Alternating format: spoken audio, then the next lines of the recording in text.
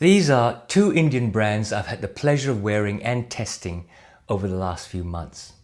I thought you'd be interested in how they compare.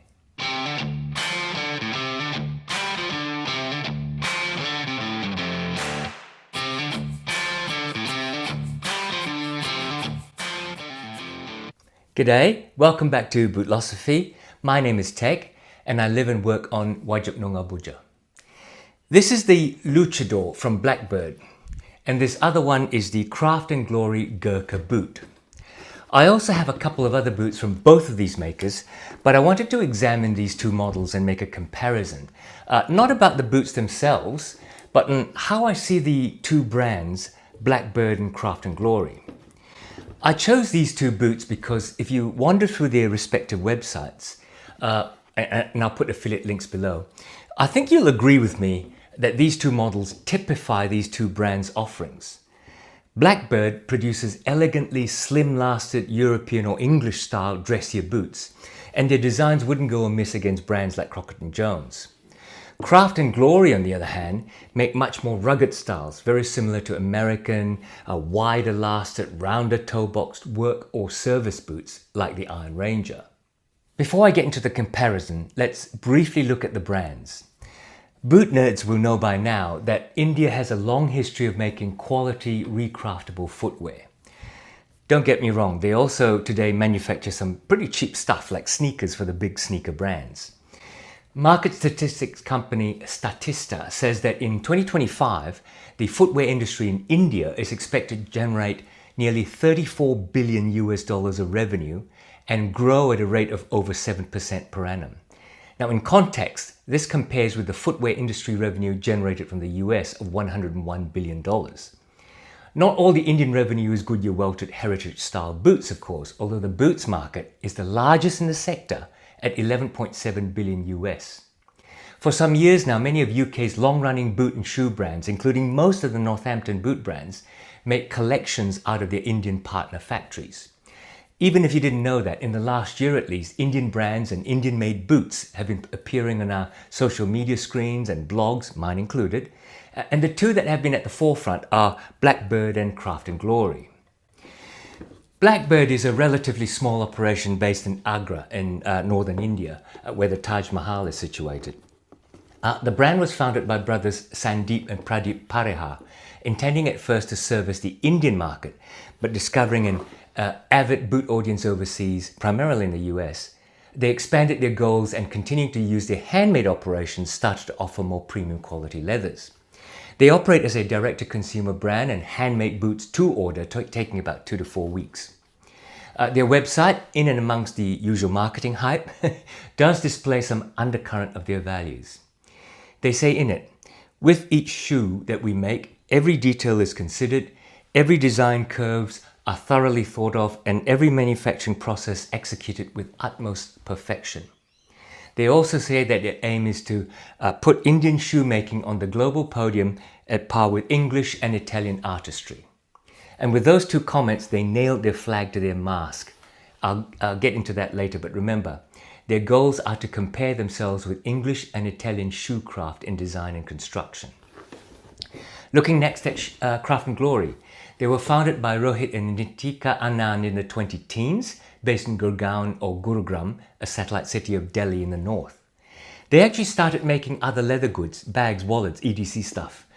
Their products were rugged outdoor American styles using leather, canvas, and were built for rugged durability. Initially, they started by retailing their products out of their bricks and mortar store in Delhi, apparently also catering for the Indian market at first. About 5 or so years afterwards, they expanded into boots and shoes and, realizing their international market, started to offer their products on their website. They based their production around a team of craftsmen who collectively have considerable experience in the industry, and while relatively small, offer their made-to-order boots quite quickly in 2 or 3 weeks, specializing in leather from the Asian water buffalo.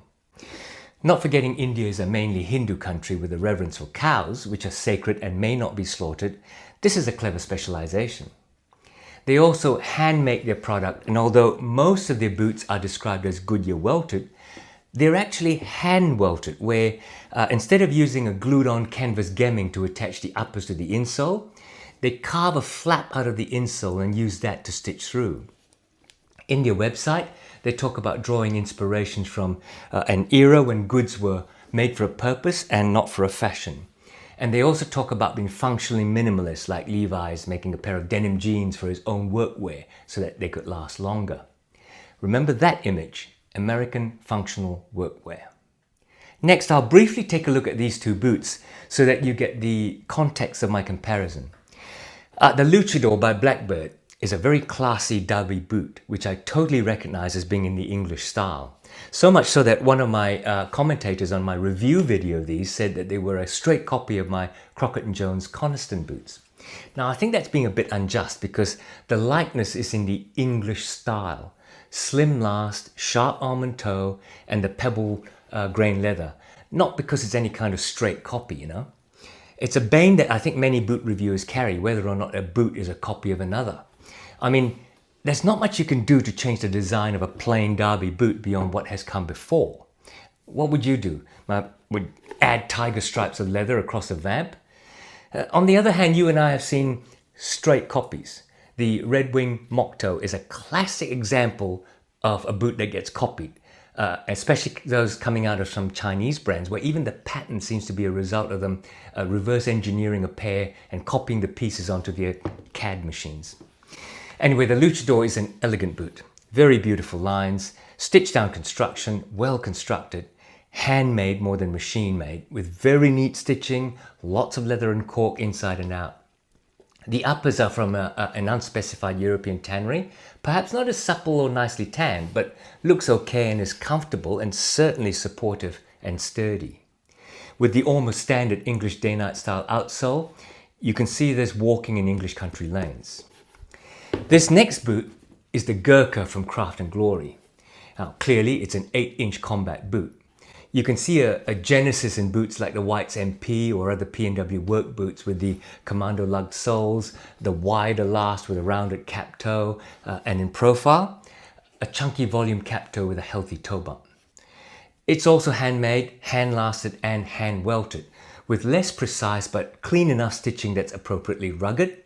Lots of multiple stitching everywhere, unlike the very elegant Luchador. The buffalo leather is soft in the hand, very supple, breaks in easily, and the insides are also all cork and leather. You can clearly see where I'm going with this comparison, but before I go there, let me remind you to click on like and subscribe below. Don't miss my reviews as they come out, and you'll be helping me out too.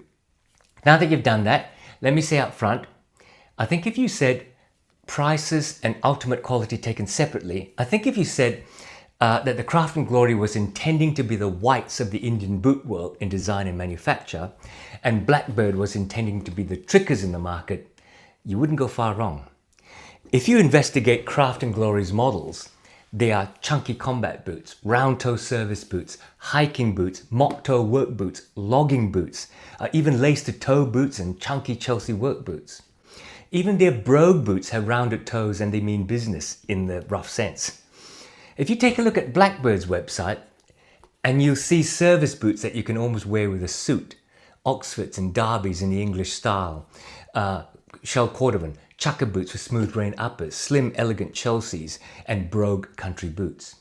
Even their hiking boots look like something custom out of Italy and not American Danner's P&W hiking boots.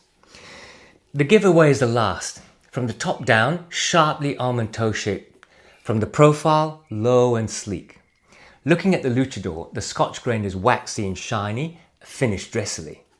The stitching has the care of a high quality product like a Viberg that's moved away from work boots to dress service boots.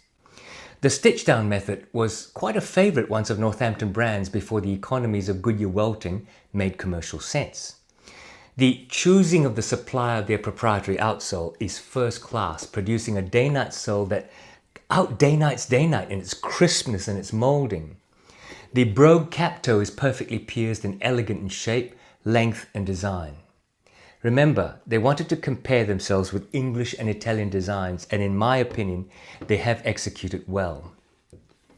Taking up the Goodyear boot, who wouldn't want to wear this for rugged outdoor adventures, eh? My White's MP boots are drying after yesterday's hike and I'm going again. No worries, I'm grabbing these, clearly. The buffalo leather is distressed and matte in appearance and looks like it doesn't mind a little rock climbing or splashing through a troublesome stream that's across the way. The welt is thick and ready to kick rocks, and the soft compound in the commander sole is perfect for any outdoor terrain. The stitching on the welt, it's not perfectly straight or aligned, but why does it need to be? You know, I'm a tough American adventurer. It's sturdy enough to last many adventures on the Rockies. Don't need the sissy, precise, X/inch nonsense, right? I'll put on my correctly faded Japanese denim jeans and wax canvas jacket, put these on, and man, I can cut down trees. I can even slip my trusty penknife in here because I forgot I have pockets. Look, I'm having fun, but you know what I mean.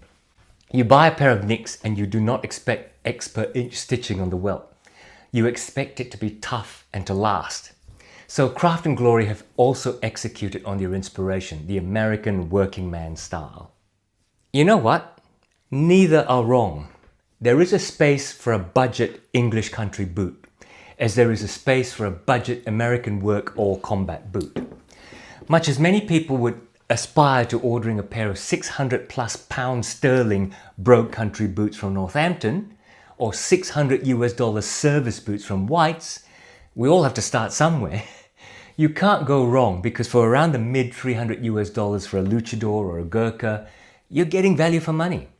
They are both well made and handmade at that, using traditional heritage style construction. They are both comfortable. Okay, I'm not sure I'd use a Craft and Glory boot as a work boot in the serious construction industry, but it certainly works in lighter, rugged use like hiking and indoor finishing trades. If you like either look, the value is there. There are cons though. You do have to wait for both of these boots because they're made to order. And in my experience at least, you need to talk to them to nail down the sizing. Don't just click on the size drop down and choose your size. I've also seen a number of complaints that Craft and Glory service is, how can I describe it, spotty. And they may ghost your inquiries for a while before they answer. But you know, all that is process. Let them know and they should improve, or like any service brand, interest in them will hit a wall and they know that, so let them know. So in summary, yeah, I do think in my opinion, BlkBrd is a budget version of a Northampton brand, but there is value for money. And Craft and Glory is a budget version of a P&W brand. And yes, there is value for money there too.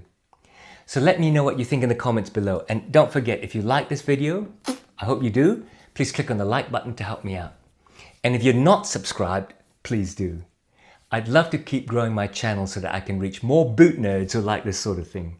And if you subscribe and click on the bell icon, you're not going to miss any of my videos when I release them. Like and subscribe. And until next time, take care out there.